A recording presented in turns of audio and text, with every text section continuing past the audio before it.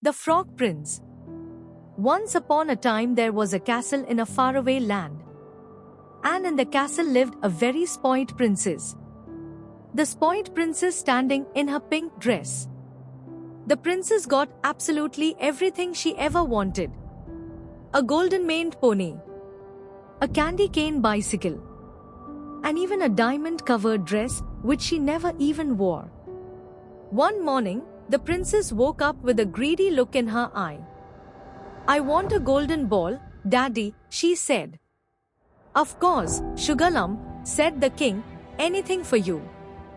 The king called his head goldsman and said, "Melt down our finest golden statue to make this ball immediately." "Yes, your kingship," said the head goldsman. Soon he came back with a magnificent, shining golden ball for the princess. The princess's head goldsman. The princess snatched the golden ball and rushed outside to the garden. But she tripped over.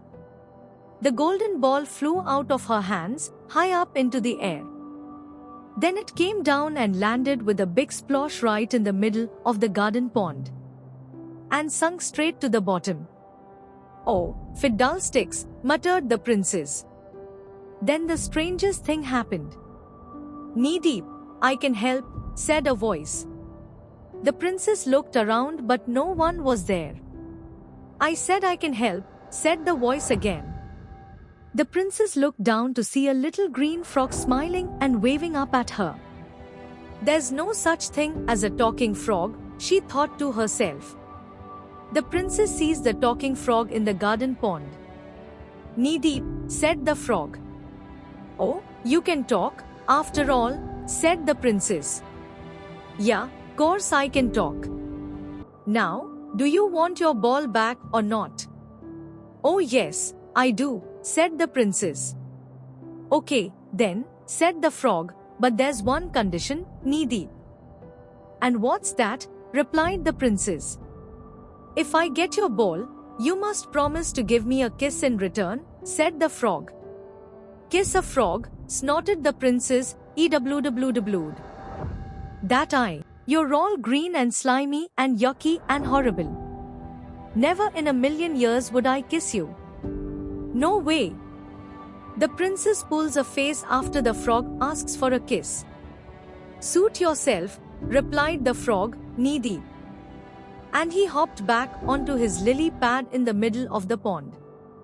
The princess spent the next half an hour splashing, wading and scooping for the ball. Without any luck. "You sure you don't need my help?" said the frog. "Oh, all right then," grunted the princess, "my golden ball in exchange for one yucky froggy kiss." "Knee-deep," said the frog. He plopped into the water and quickly came back with the ball. "And now for my kiss," said the frog. But the princess just snatched the ball from the frog. She set off as fast as she could towards the castle.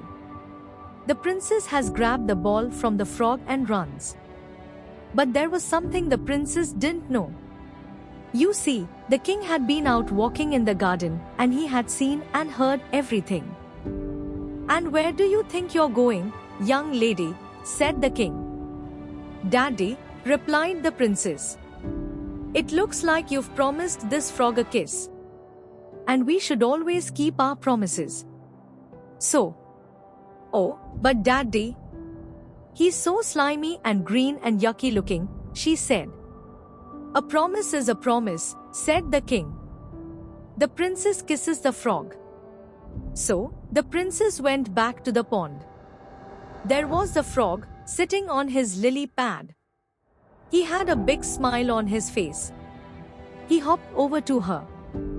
She huffed and puffed and held her breath. And then she said, "Eve." But finally, the princess bent down and gave the frog a wet, squelchy kiss on the lips. Suddenly there was a loud bang.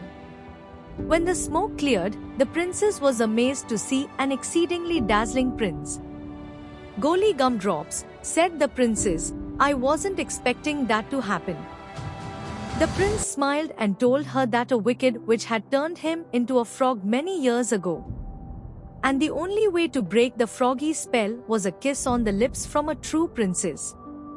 "Oh, Prince," said the princess, "I'm sorry for being so horrible to you and saying Eve.